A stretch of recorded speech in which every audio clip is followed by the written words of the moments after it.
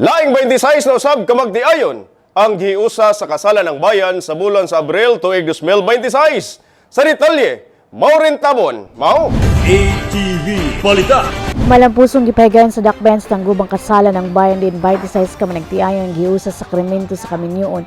Ang maong seremonya gipahigayon sa People's Gym alas 1 sa hapon uban sa presensya sa mga lokal nga opisyal ug mga saksi nga miduaw aron magsaulog sa kamahinungdanong okasyon. Ang kasal gipanguluhan ni Reverend Father Dexter M. Balnuelos isip officiating priest. Inubanan nila Reverend Father Romel Redinas, Reverend Father Rolly Lagada, Reverend Father Alejandro Balbuena ug Reverend Father Walter Patian. Napuno sa solemnidad ug kalipay ang seremonya samtang ang magtiayon misaad sa ilang gugma ug panagiusa at tubangan sa Ginoo. Dako ang kalipay ug pasalamat sa mga bag-ong kasal, ilabi na kay pinaagi sa mga programa na hatagan sila og higayong makasal nga libre human sa dugay nilang panag-uban. Nagpasalamat mi sa kasalan ng bayan ug dili tungod ani dili mi makasal. Dako jud kayo katabang para sa amoa kay bisang apige ang panahon ug apige ang budget.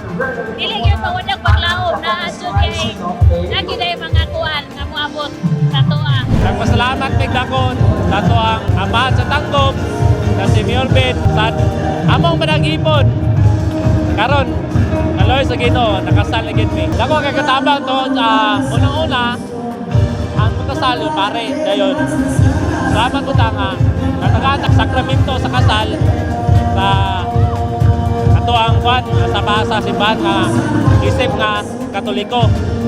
Dako may kalipay nga nakasal na gid mi duha. Ang kasalan ng bayan usa ka programa nga naghatag og kahigayunan sa mga magtiayon nga panalangin na lang ilang panaghigugma pinaagi sa sakramento sa Kaminyoon. Kini nagpakita nga tinuod nga gugma ug mas mulig-on kung gibase sa pagtuog panalangin sa Ginoo. Nagpabiling kini nga usa ka pahinumdom nga ang Kaminyoon dili lamang selebrasyon kundi usa ka saad sa walay katapusan nga paghigugma ug panagsinabtanay ug panaghiusa.